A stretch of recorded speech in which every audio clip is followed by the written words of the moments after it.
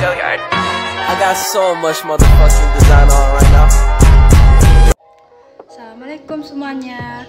Perkenalkan, nama saya Cindy Kurnia Putri. Saya dari Prodi Pendidikan Bahasa Indonesia. Jadi di video kali ini saya akan membahas bab 14 mengenai Total Quality Management. Yang pertama itu ada konsep dasar Total Quality Management.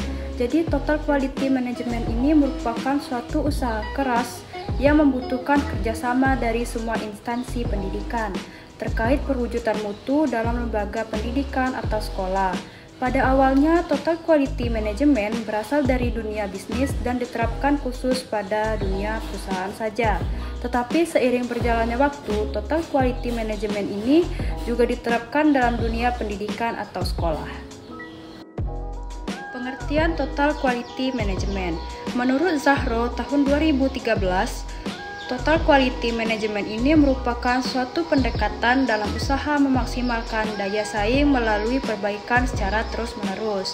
TKM ini adalah suatu keinginan untuk selalu mencoba mengerjakan segala sesuatu dengan selalu baik sejak awal. Kata total ini dalam TKM menegaskan bahwa setiap orang yang berada dalam organisasi harus terlibat dalam upaya melakukan peningkatan secara terus-menerus. Kata manajemen dalam TKM ini berlaku pada setiap orang. Dalam sebuah institusi apapun, posisi atau perannya adalah manajer bagi tanggung jawabnya masing-masing. Selanjutnya itu ada pemikir-pemikir total management.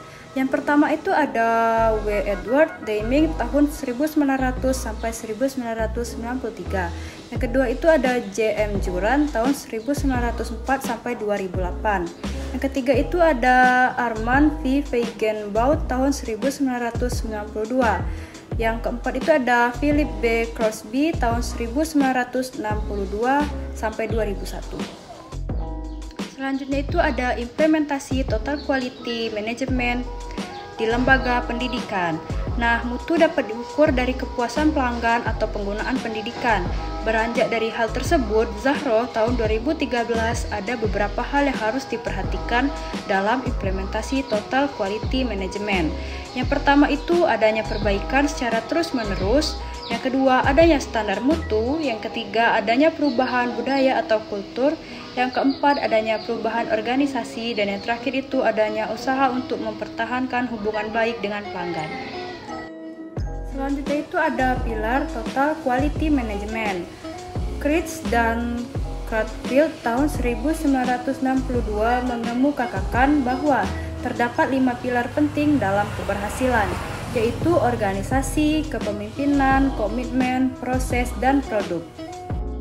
Selanjutnya itu ada hambatan implementasi Total Quality Management di lembaga pendidikan. Setidaknya terdapat 2 faktor yang dapat menjelaskan mengapa upaya perbaikan mutu pendidikan selama ini kurang atau tidak berhasil. Antara lain itu ada yang pertama, strategi pembangunan lebih bersifat input orient.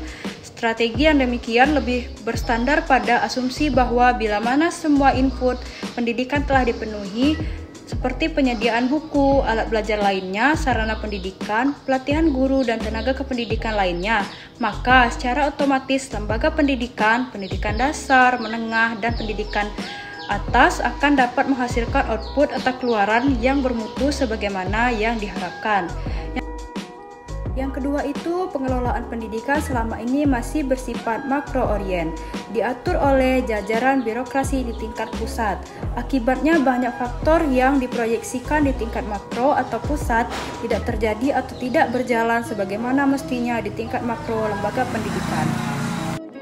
Nah, yang terakhir itu ada filosofi baru. Dasar dari filosofi mutu produk mempunyai beberapa prinsip. Yang pertama itu tidak ada pendekatan tunggal untuk memecahkan masalah mutu produk dalam organisasi. Yang kedua, produk bermutu prima hanya dihasilkan oleh organisasi yang mempunyai struktur organisasi yang baik, proses produksi yang andal, dan manajemen pembelian bahan baku yang juga sangat baik. Baiklah teman-teman, sekian video pembelajaran dari saya. Assalamualaikum warahmatullahi wabarakatuh.